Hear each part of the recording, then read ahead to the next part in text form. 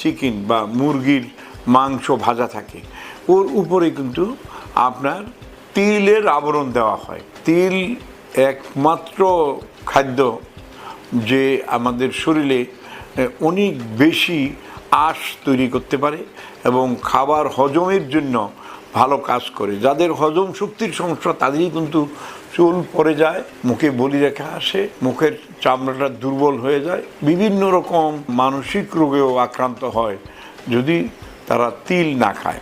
আমাদের সকলেরই শুধু রুটির সাথেই তিল খাবো এরকম না, 1 চামচ তিল আমরা মধুর সাথে দিয়ে প্রতিদিন খেতে পারি, 1 চামচ তিল আমরা দধির সাথে দিয়ে খেতে পারি, 1 চামচ তিল আমরা দুধের সাথে দিয়ে খেতে পারি। এর ফলে আমাদের চুল পড়া এবং চুলের যত সমস্যা আছে, চিকেন বা মুরগির মাংস ভাজা থাকে, ওর উপরে